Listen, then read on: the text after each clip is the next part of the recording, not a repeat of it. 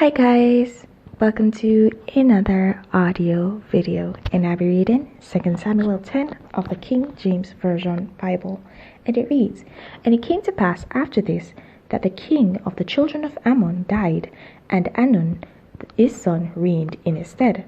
Then said David, I will shew kindness unto Hanun, the son of Nahash, as his father shewed kindness unto me. And David sent to comfort him by the hand of his servants for his father. And David's servants came into the land of the children of Ammon. And the princes of the children of Ammon said unto Hanun their lord, Thinkest thou that David doth honour thy father, that he hath sent comforters unto thee? Hath not David rather sent his servants unto thee to search the city, and to spy it out, and to overthrow it? Wherefore Hanun took David's servants, and shaved off the one half of their beards, and cut off their garments in the middle, even to their buttocks, and sent them away. When they told it unto David, he sent to meet them, because the men were greatly ashamed.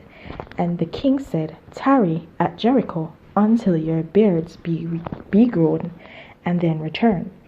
And when the children of Ammon saw that they stank before David, the children of Ammon sent and hired the Syrians of Methrehob and the Syrians of Zobah 20,000 footmen, and of King Maacah 1,000 men, and of Hishtob 12,000 men. And when David heard of it, he sent Joab and all the host of his mighty men. And the children of Ammon came out and put the battle in array at the entering in of the gate. And the Syrians of Zobah and of Rehob and Ishtob and Maacah were by themselves in the field. And Joab saw that the front of the battle was against him, before and behind. He chose of all the choice men of Israel, and put them in array against the Syrians. And the rest of the people he delivered into the hand of Abishai his brother, and that he might put them in array against the children of Ammon. And he said, If the Syrians be too strong for me, then thou shalt help me. But if the children of Ammon be too strong for thee, then I will come and help thee. Be of good courage, and let us play the men for our people, and for the cities of our God, and the Lord do that which seemeth him good. And Joab drew nigh, and the people that were with him, unto the battle against the Syrians, and they fled before him. And when the children of Ammon saw that the Syrians were fled, then fled they also before Abishai, and entered into the city. So Joab returned from the children of Ammon, and came to Jerusalem. And when the Syrians saw that they were smitten before Israel, they gathered themselves together. And Adarazer sent and brought out the Syrians that were beyond the river, and they came to Helam. And Shabak, the captain of the host of Adarazer, went before them. And when it was told David, he gathered all Israel together, and passed over Jordan, and came to Helam. And the Syrians set themselves in array against David, and fought with him. And the Syrians fled before Israel, and David slew the men of 700 chariots of the Syrians, and 40,000 horsemen, and smote Shobak, the captain of their host, who died there. And when all the kings that were servants to Adarazer saw that they were smitten before Israel, they made peace with Israel and served them. So the Syrians feared to help the children of Ammon anymore. Okay guys, so we see in this chapter where David's kindness is being misconstrued.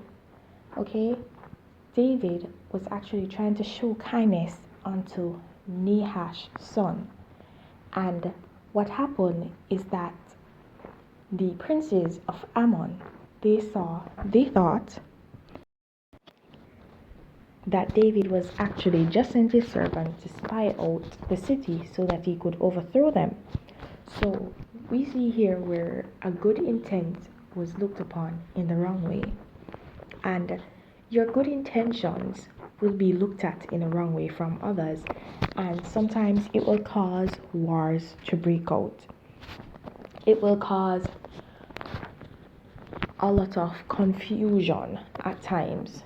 It will cause envy in the hearts of others. It will cause disarray in whatever group you're in whatever setting you're in. And so we see where good intents can actually be misconstrued for ill intents. And so sometimes we need to just be understanding. Okay? We need to be understanding and know that, okay,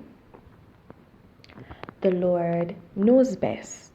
And so we ought to just leave everything to Him.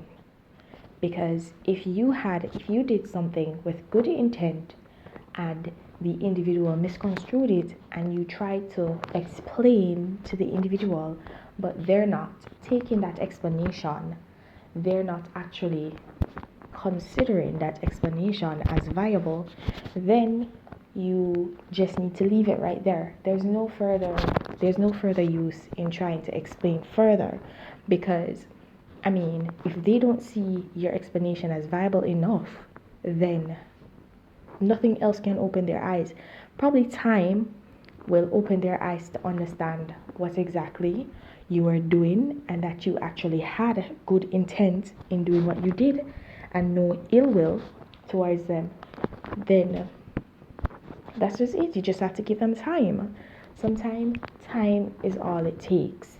And sometimes even time cannot mend certain friendships, certain relationships, and time cannot fix certain situations. Only the Lord can fix them. And so we have to just leave it to time and ask God to take control, or to tell you whether or not you should continue to explain yourself and your intent. But guys, that's where I'm gonna leave it right there. Okay, just know that if you did something with good intentions and it's misconstrued, then just pray about it.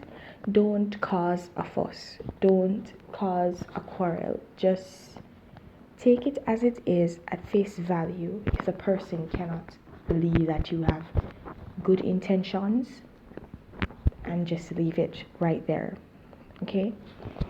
Alright guys, so I'm gonna leave you right here. Please don't forget to like, subscribe, and hit that notification so you're alerted to whenever a new audio video is posted. And guys, please remember to share your thoughts, your comments, and your revelations down below in the comment section. Okay? Continue to walk in your salvation. And if you've not yet gained it, then seek it. There's no better time to begin than the present. Have yourselves a blessed day. Bye.